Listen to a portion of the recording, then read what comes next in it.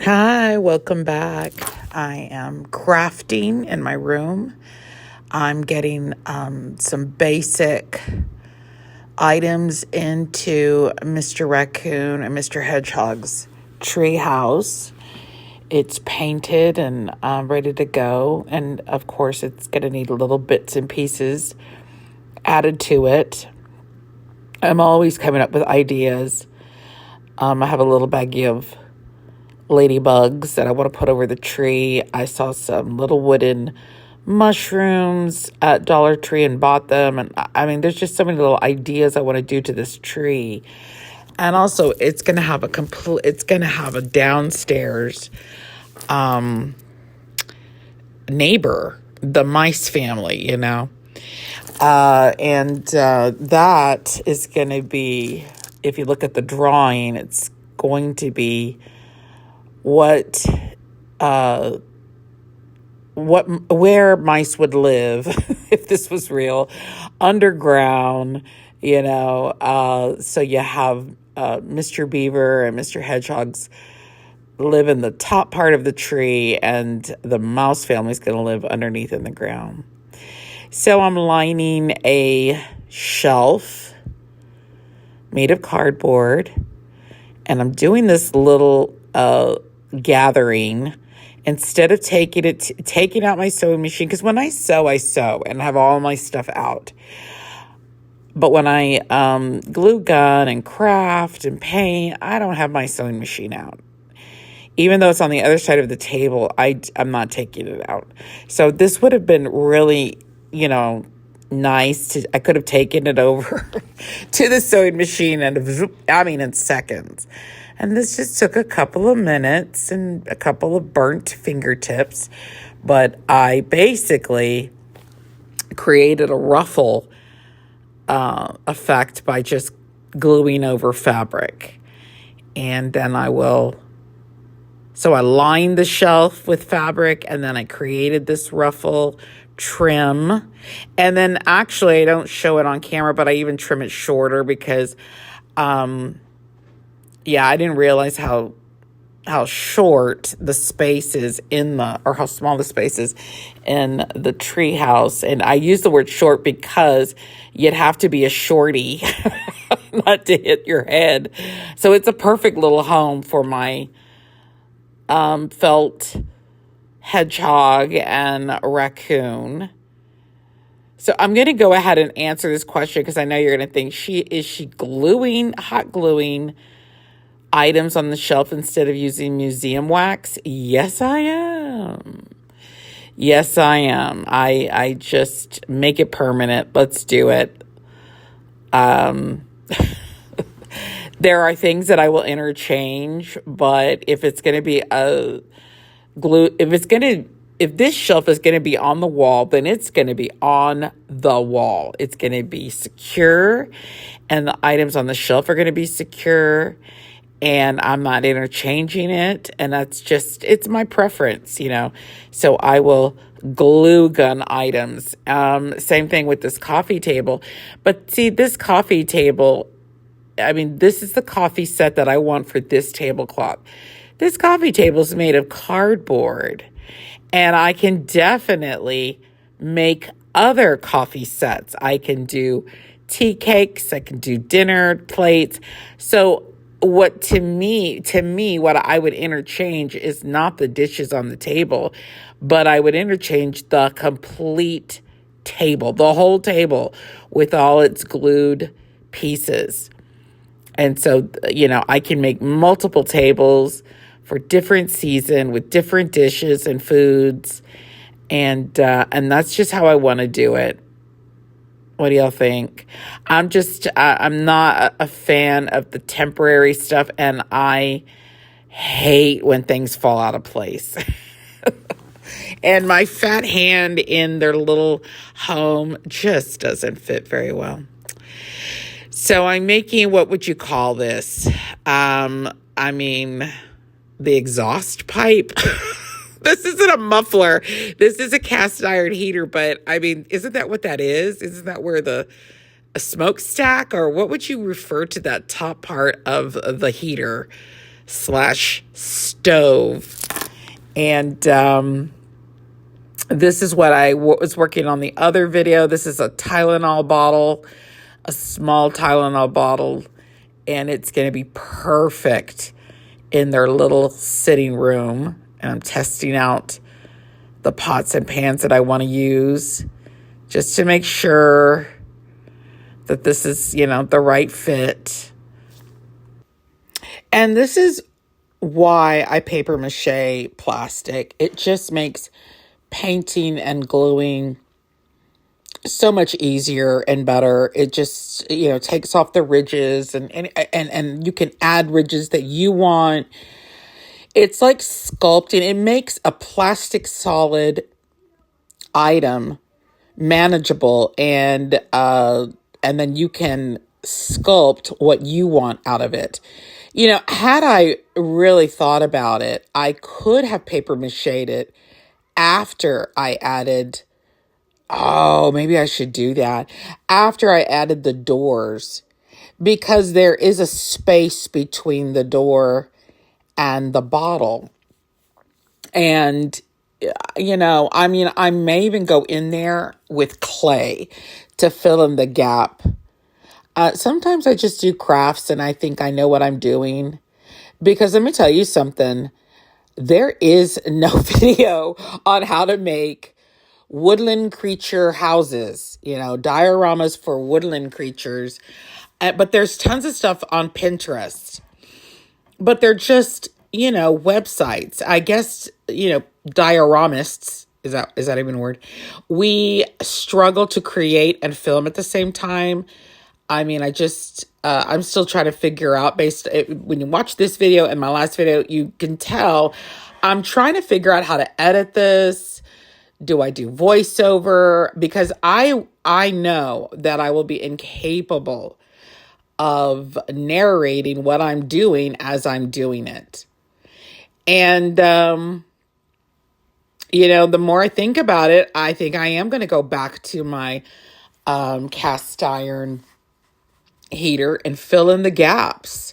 Now, some of the glue does fill it in, and then you can't tell when you paint it.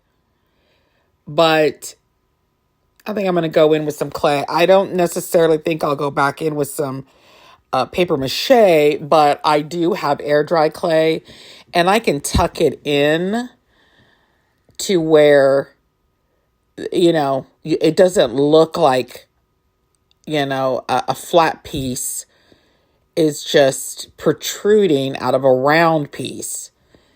And I didn't want to make the heater door smaller, because I really wanted you to see the fire. I wanted to, people who look at it, I want them to see the fire, the flames. I just didn't want teeny tiny little openings.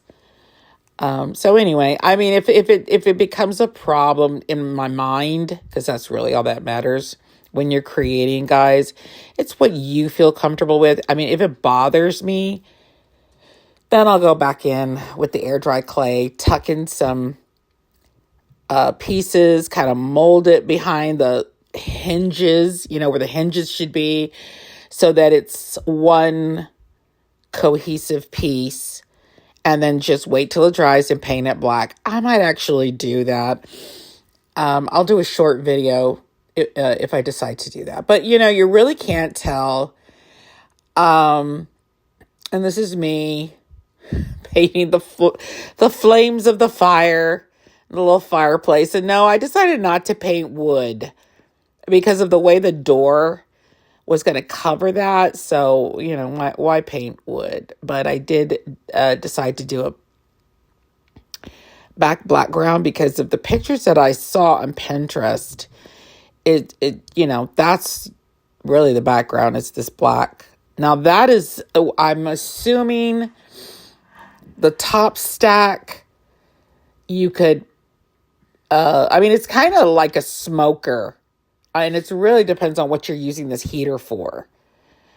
But I would think that on the top door, that's where you would throw your wood in.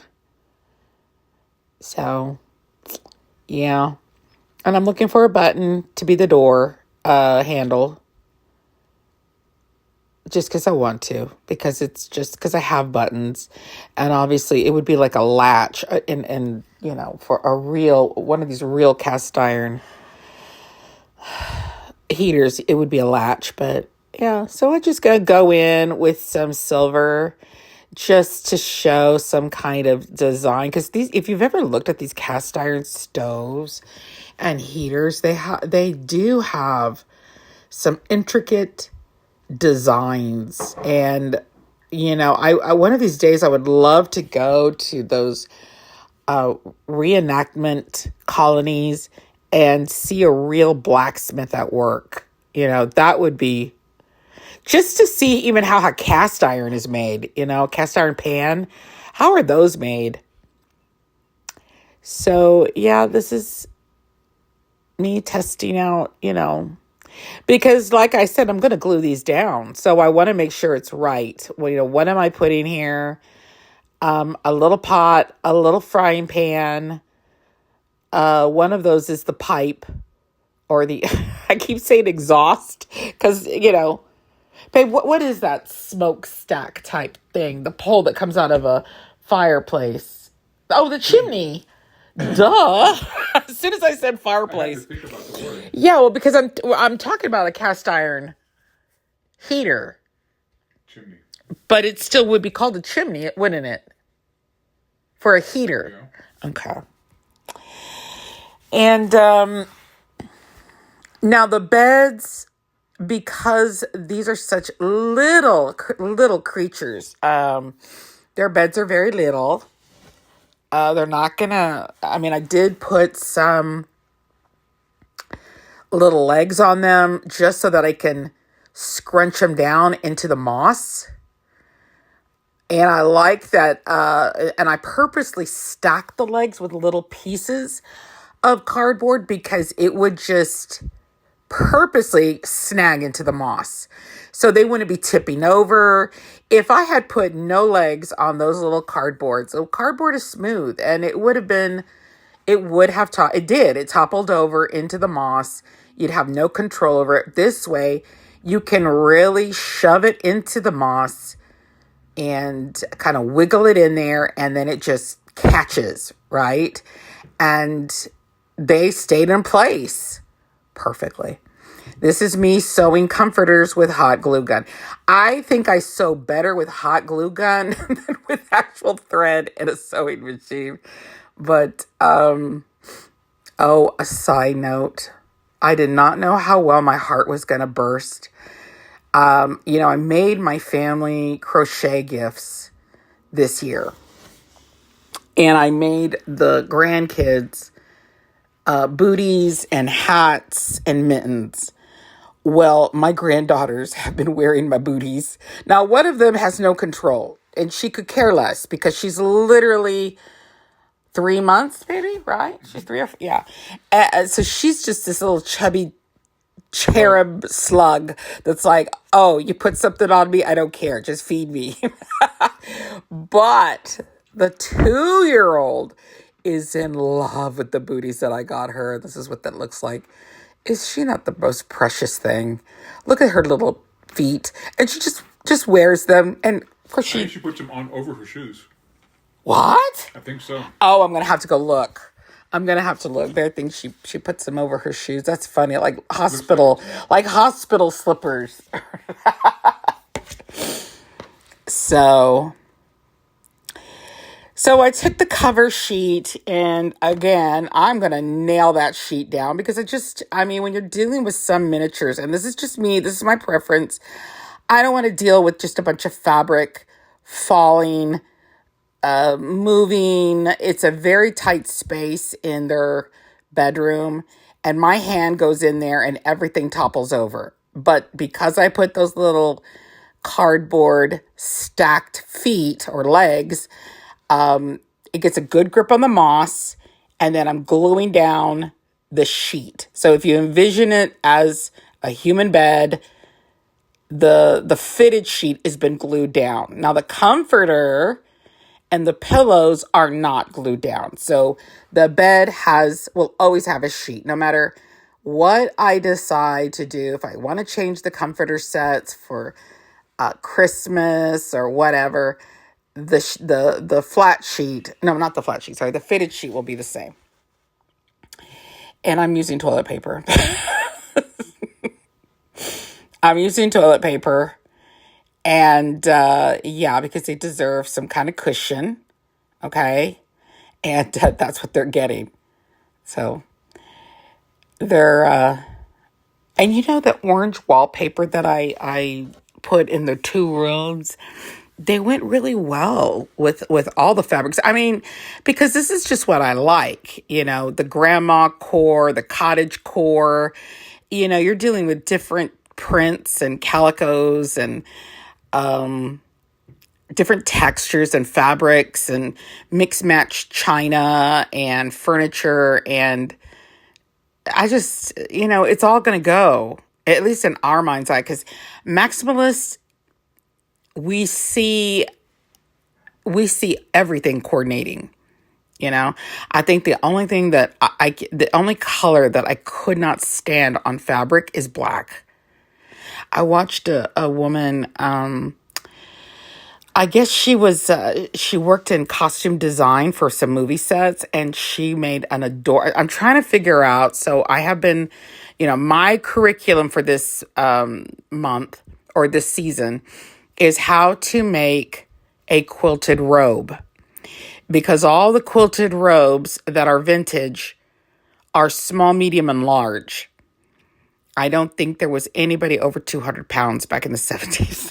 I don't think so. I think Fat Albert was it, and he was a cartoon character. So I'm looking on videos, and believe me, there is a culture. There are people who turn quilts and comforters and duvets and sheets into jackets and robes. And I found this one woman, and she loves black and white. And I mean, she is a minimalist, because you can tell by her studio. Now the lining of these jackets was a very floral comforter. And she wanted that to be the lining.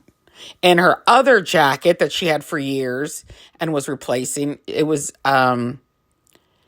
jacquard. So it's like, that's the part that I would want on the outside. But for a minimalist, that was the part she wanted on the inside. So there they are. There's their little home, their little beds. See how they do not flip or tip over? And then there's the cast iron heater. I'll see you in my next video, guys. Don't forget to subscribe and click the notification bell so you can see my next video. What is my next video? Oh, yes, I'm working on their downstairs neighbor, the mouse family. So thank you for watching, and I'll see you next time. Bye, guys. Love you all.